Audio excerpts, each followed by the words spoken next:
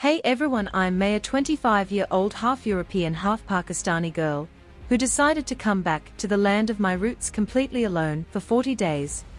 And what I discovered changed everything I ever thought I knew about this country. Before I left, everyone tried to stop me. My friends, my family, even strangers online, kept telling me Pakistan is dangerous, especially for a woman traveling solo. They showed me news clips filled with fear and warnings. But something inside me whispered that there had to be more to the story, so I booked a one-way ticket, closed my eyes, and jumped into the unknown. The moment I landed in Islamabad, I felt a warmth I can't even describe. The air was crisp, the mountains stood quietly in the distance watching over the city like gentle guardians, and the people smiled at me like they had been waiting for me to come home. The immigration officer stamped my passport and said, "Welcome back, Beta." And in that moment I felt tears in my eyes, because I wasn't even born here yet somehow I already belonged. I spent my first days wandering through the green parks of Islamabad, watching families laugh together, women jogging freely in the morning light, girls riding bikes without a care in the world. I wore whatever I felt comfortable in, sometimes jeans, sometimes shorts, and never once did I feel judged or unsafe. Instead, strangers would stop just to ask if I needed help, or to offer me a cup of chai and tell me about their city with so much pride in their voices.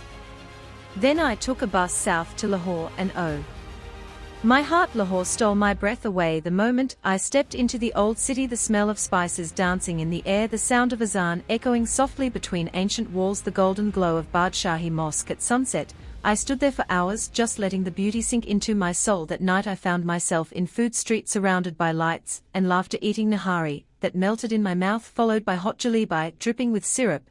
And when a family saw me sitting alone, they invited me to their table, shared their food, told me stories of their grandparents, and made me feel like I was their long-lost daughter.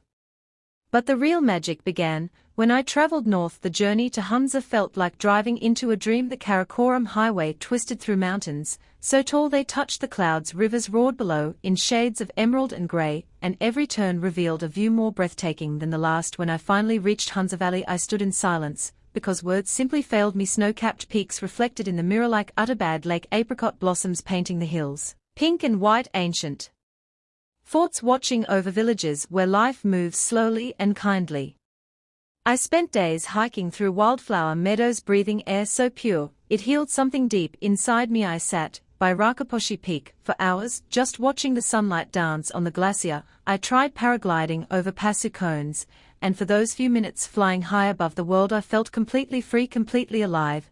And when I landed, the local pilots hugged me like family and said, "You flew like you were born in these mountains."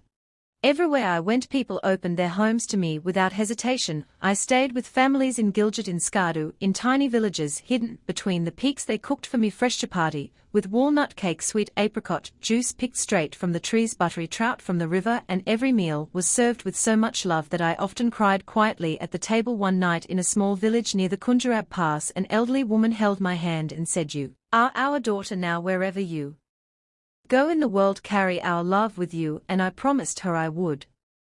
I learned so much about strength from the women. Here I met girls running businesses, pilots flying planes, doctors saving lives, teachers shaping the future, mothers raising kind-hearted children, all of them fierce, all of them free, all of them living life on their own terms, and they welcomed me into their world without question, showed me that courage doesn't always roar. Sometimes it's just a quiet determination to live fully and kindly.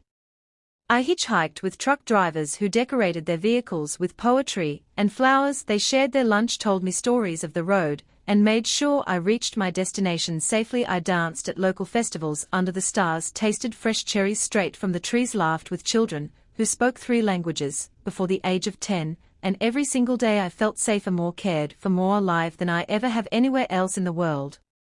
There were moments of pure wonder, like waking up to the sunrise over Alta Sar, when the sky turned pink and gold and the whole valley glowed like it was lit from within, or standing on the suspension bridges in Passu, feeling the wind whisper ancient secrets, or floating in a wooden boat on the glassy water of Shangri-La Lake watching eagles soar overhead. Those moments felt sacred, like the universe was speaking directly to my soul. And yes, there were challenges too. The roads are long, the weather changes fast, sometimes the power goes out. But even in those moments, people appeared like angels. Someone always offered help, a warm blanket, a hot meal, a place to rest, and I realized that the real beauty of Pakistan isn't just in the mountains or the lake sits in the hearts of the people who call this land home. 40 days felt like a lifetime. I came here searching for my roots, looking for answers, and I found so much more. I found kindness that restored my faith in humanity. I found beauty that healed old wounds. I found freedom that reminded me who I really am, and most of all I found a love so deep and pure that it will stay with me forever. To everyone watching who's been told to be afraid, who's only seen the negative stories, please listen to my heart. When I tell you this, the Pakistan I experienced is full of light, full of warmth, full of life. The media may show one side, but the truth is so much brighter, so much kinder, so much more beautiful. If you're dreaming of adventure, if your soul is calling you to explore, don't let fear hold you back. Come here with an open heart, and you will be welcomed like family. You will be changed forever, just like I was. Pakistan didn't just give me memories, it gave me a new way of seeing the world. It taught me that true beauty lives in human connection, that safety comes from kindness, that home is wherever love opens its arms. Thank you for letting me share my heart with you. Thank you for listening to my story, and if even one person watching decides to take the leap and discover this magical land for themselves, then every moment of this journey was worth it. Pakistan, you have my whole heart forever. Like this video if it touched you, subscribe for more real stories from around the world, and comment below, have you ever visited Pakistan?